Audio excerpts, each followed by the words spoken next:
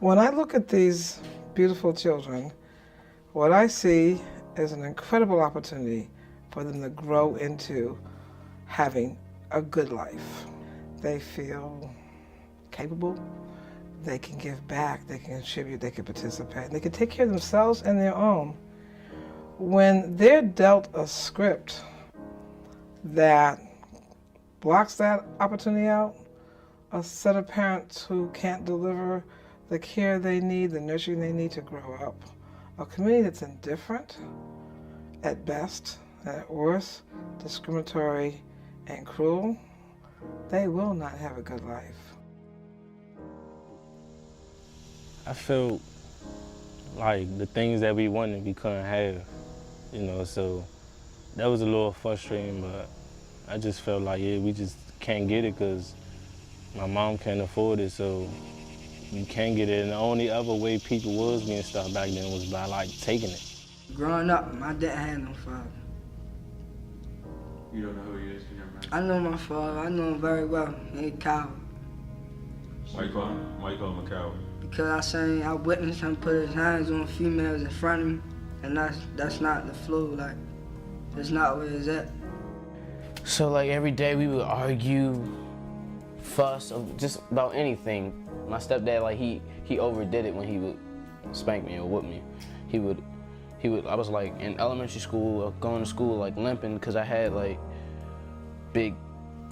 my leg would like turn purple from like the belt buckle, and like he would like smack me sometimes. And my mom she was diagnosed with schizophrenia and some other stuff, and it's like we were just like, wow, like we were just out there. Like, it's lack of clothes and lack of food, lack of how we take care of the place, what we was sleeping on, like.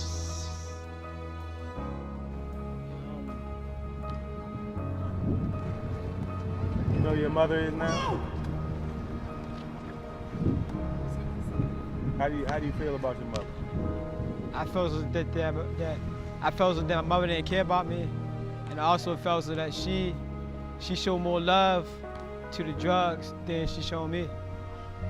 And I felt so that she wasn't a good mother for real.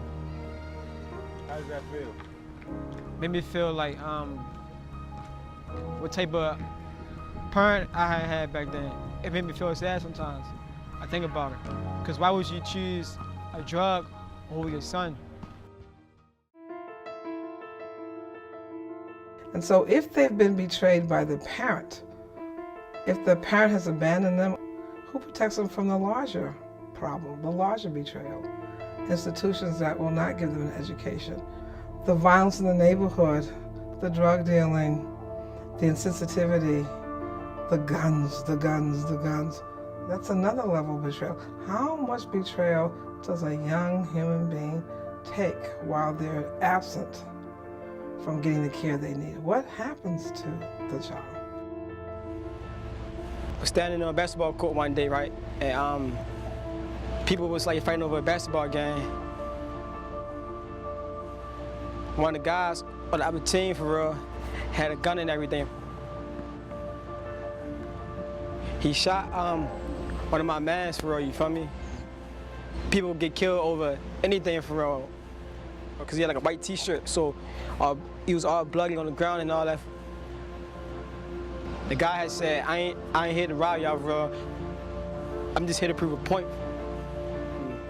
I'm thinking like, what point you trying to prove, for real?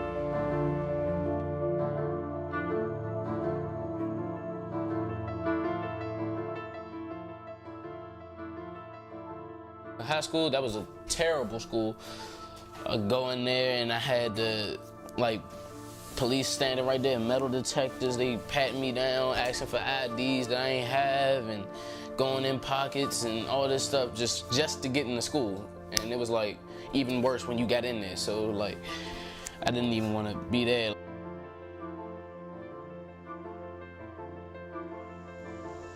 I remember this to this day. I think I was like 8. I'm just walking with my mom, and I look, and I see a tinted, black tinted car.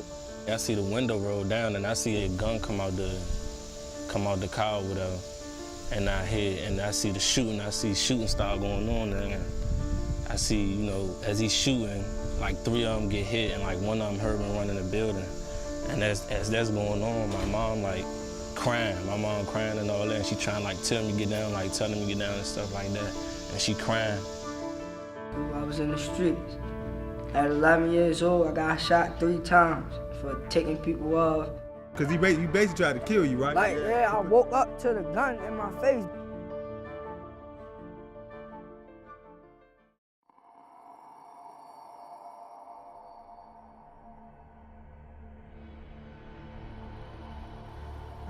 I think they become courageous survivors. They develop a moral code that we've taught them from our own indifference.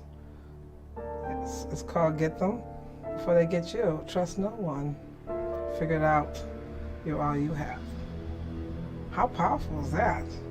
At 7, I've seen them already with the lights out.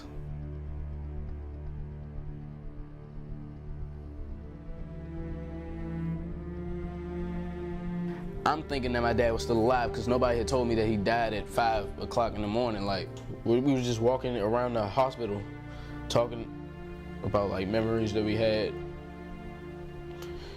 and plans and goals that we had in life. I just had this gap of anger towards I don't know who. I don't know if it's God, I don't know if it's my mom, I don't know who it is, but ever since my dad left, it's just been hell. Or some people ain't had parents or a father to tell them what to do or the correct thing to do. Me growing up, I didn't always have a father. My mother was my father, so I was in the streets having. Most of my friends right now dying or locked up, getting locked up. It's just that like I wanted to fit in for real with everybody. Like I was like basically like a follower and everything. And now that I get to look back on all the things that I did, now that I think that I shouldn't did none of that stuff. Like some of the stuff I did, I regret it. When you gotta worry about people getting shot here and you don't want to get shot, that makes you go get a gun. And that's when this whole, I get a gun, if he try and rob me, and that's why black on black, you know, shooting because a person trying to rob you, so you want to defend yourself. So this, yeah, that's why it's a war against ourselves.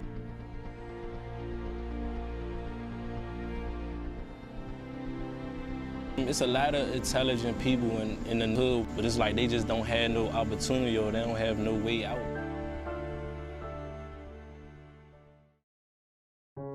The good news, children can recover from trauma.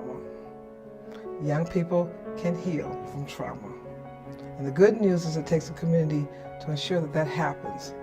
A community that cares enough to make certain it happens, because it happens all the time. And they move beyond survival to a quality of living, to a good life. It happens all the time, but not often enough. Like, so many people wonder why like young black men are so angry. When you get treated like that, that builds anger. And when you out doing this in the street, doing that, people don't see that. So we just really showing out the anger that we really have and the emotion that we have when we put on the video. I think that like all the stuff I had been through in the experience, I truly think that like God like really got a plan for me, a better plan for me. Because all these 19 years, I've been stressing and been through all this. Probably like in the next 19 years, it'll be the opposite way. This my ID, like my first school ID ever. You know what I mean? Like, I'm proud of it. It's my first high school ID ever. Well, like the program basically for you to how you like to start on your own. When you first get there, you gotta go to school, get your job, and just like provide for yourself for real. And they provide like little programs for you to like get back on your feet for real. And they teach you how to live independently. It feels more like a home than a facility. It feels good. I mean, to feel like somebody cares about you. You know, a lot of people in my situation just want an opportunity to succeed in life. You know, just give us those opportunities and then we can blossom into something much bigger than we already is. We want to build a community that taps into their belief that there's something bigger than what's happened to me. I am something more than what's happened to me. I am intrinsically valuable. They showed me the light at the end of the tunnel. It was always there, but I never wanted to see it. Like, they're giving me more hope. Just build those bridges for the ones that do want to come across and want to sit there and learn and do something. I won't be staying in this place for a while, for real, so what I'm gonna do now, for real, I'm gonna say goodbye. So, I'm done. So try to get that opportunity. Don't miss your blessing. And you will one day be okay and forgiven.